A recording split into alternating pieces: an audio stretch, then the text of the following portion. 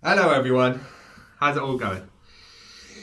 Yes, I do like American football. I'm not a major fan of it. I am a fan of the LA Rams, and yes, I'm gutted they lost the Super Bowl this year, 2019, to the New England Patriots. I've been a fan of theirs since I went to see the LA Rams, the St. Louis Rams as they were then called, at Wembley, and they played the New England Patriots there as well. So been a fan ever since. Just thought I'd wear this. Someone from New Mexico in USA got me this. Love this top. I know it's an away top, gold, but I wear it from time to time. It really stands out in my hometown of Chippenham when I do go out and wear it. Anyway, I thought I'd discuss about people with autism, and I've mentioned about employers give people with autism a chance.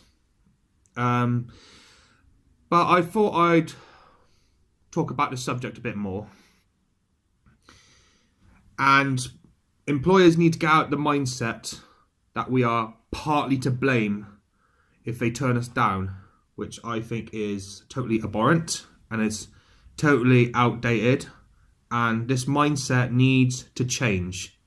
Institutional mindsets can change.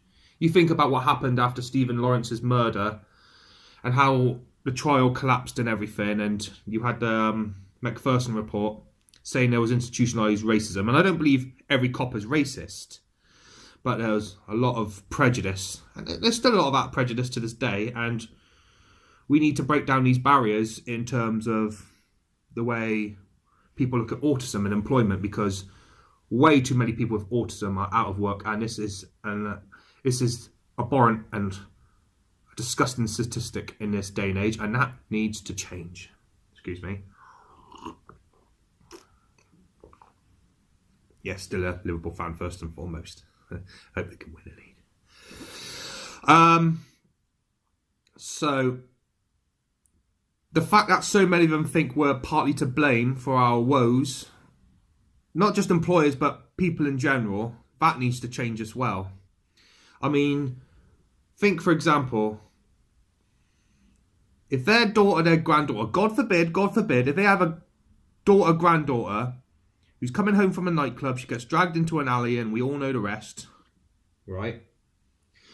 That would be wrong to say that girl was partly to blame for what happened to her because her skirt was short, she was showing a bit too much cleavage, she had a bit too much makeup on.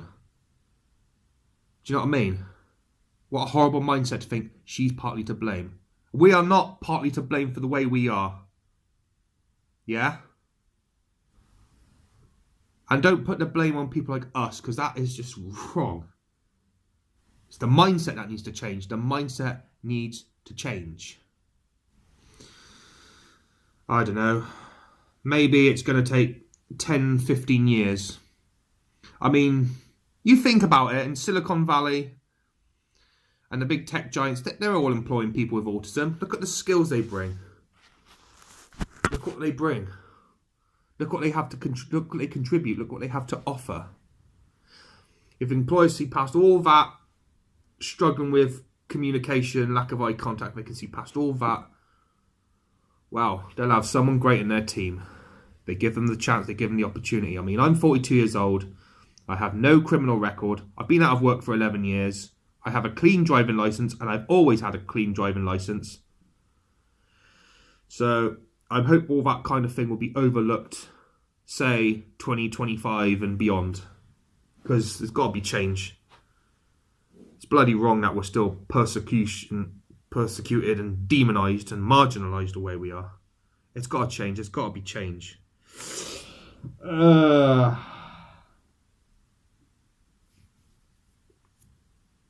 It's just frustrating. I mean, before I even started school, I had a good, strong work ethic. I mean, I'd done a paper round in all weathers, and often I'd cover on other lads' paper rounds if they were unwell. So yeah, sometimes I did 2 paper rounds. I'd often do 2 paper rounds every other Saturday.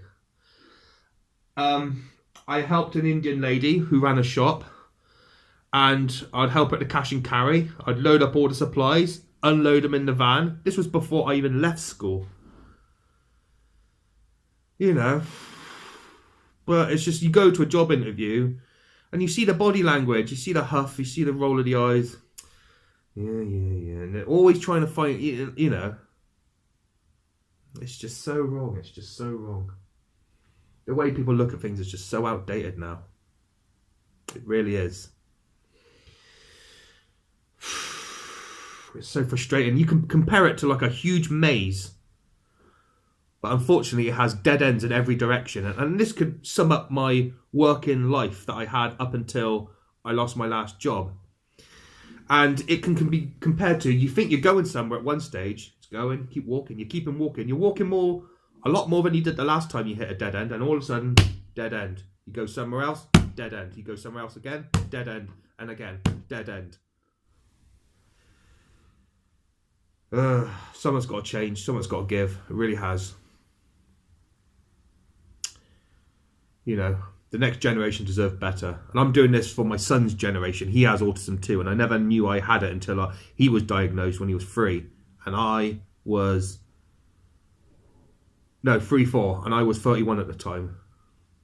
I don't want him going through 10% of what I've gone through. I don't want kids like him going through 10% of what I went through.